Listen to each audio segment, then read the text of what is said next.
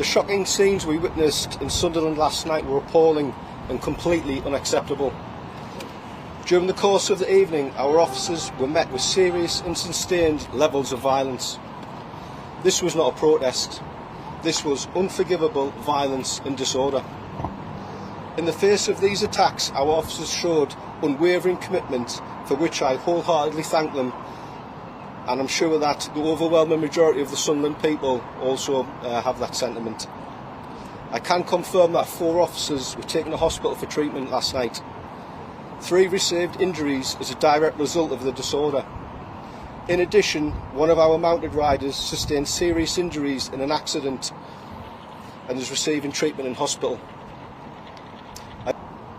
Anyone involved in the disorder can expect to be dealt with robustly, and that action has already begun.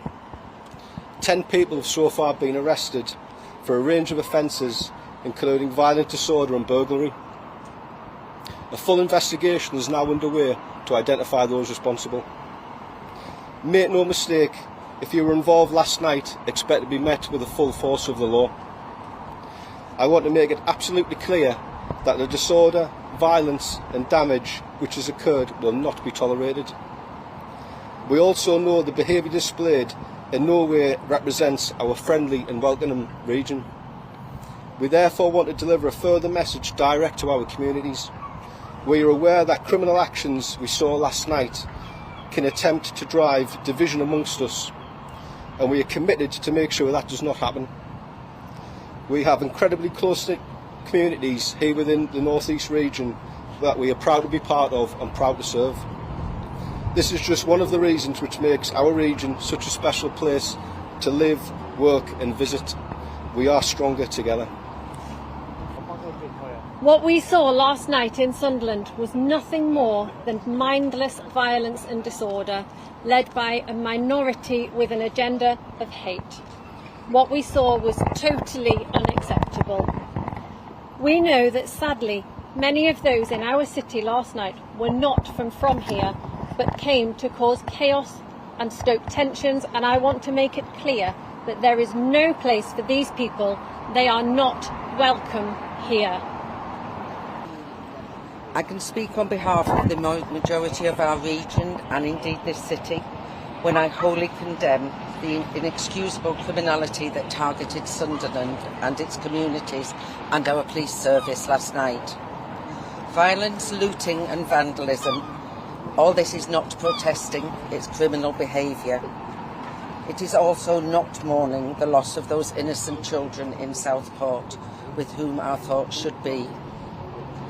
The families of those victims have not been given a second thought by these thugs. They've been used, sickeningly, to promote the extreme agenda of those who want to cause trouble and division in our communities. This isn't about taking our community back or our country back, as the protesters claim. Their violent, hatred-fuelled behaviours only bring our country down and create division, fear and conflict. The first thing to say is the appalling behaviour of the violent minority does not represent this region, nor our people or communities in any way, shape or form. I was shocked and horrified by what I saw by a violent series of thugs seeking to disrupt and cause criminal damage and violence to this great city last night. The people of Sunderland are warm, friendly, hard-working and most of all proud. That is the reputation of this great place. This is a city of compassion and community, culture and creativity. We will not let anybody stand in the way of these values. We stand in solidarity with the grieving families and the people of Southport. It is now vital that we bring calm back to our streets. Make no mistake, those grieving families will take no comfort from the scenes that they saw in Sunderland last night or anywhere else where violence has taken place earlier in this week. We became aware of this intention of holding a protest earlier on in the week, and we developed that intelligence in our policing operation.